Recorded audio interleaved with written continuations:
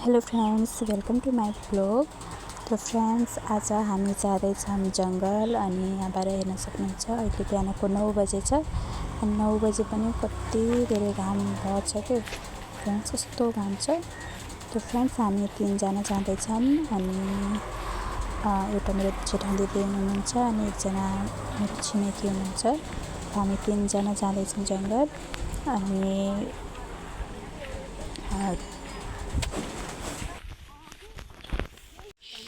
तो friends, finally हामी जङ्गल पुग्यौँ।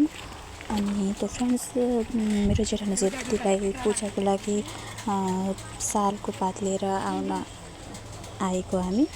त्यो सालको पात टिपेर लैजाने हो अनि दुईवटा टपरी लगाउनको लागि। तो यहाँ दिदीले पात टिप्दै हुनुहुन्छ।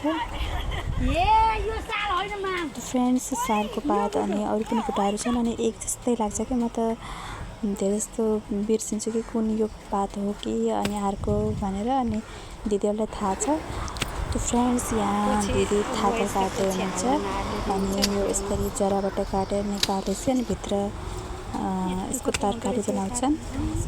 अनि हजुरहरूमध्ये जो पनि देख्नु भएको छ अनि जसले बनाउँछ यसको तरकारी प्लिज कमेन्ट गर्नु होला। तो फ्रेंड्स, हामी पनि लास्टमा एक घन्टा काटेर लैजाने हो अनि हेर्नु होला। तो यता म दिदीलाई खोज्दै आएको कता जानुभयो भनेर। अनि कान्छी बुहारी गइहालिन् बर भागेर कान्छी बुहारी तम्किन्।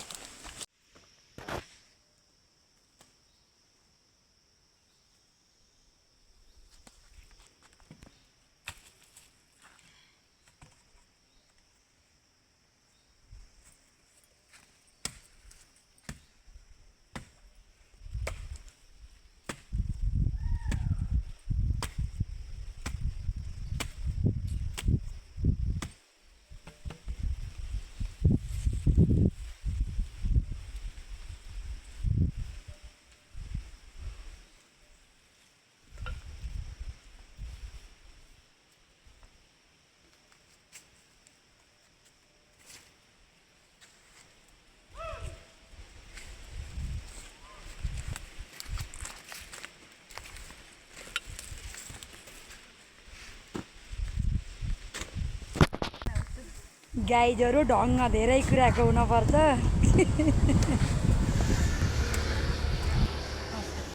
तिमीले मुठो पारौला, मैले सेउला काट्छु।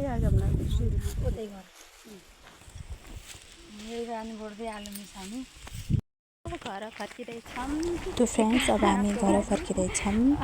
तो हजुरलाई आजको मेरो ब्लग कस्तो लाग्यो प्लिज कमेन्ट गर्नु होला। Thank you. हामी फेरि भेट हुन्छौँ मेरो नेक्स्ट ब्लगमा।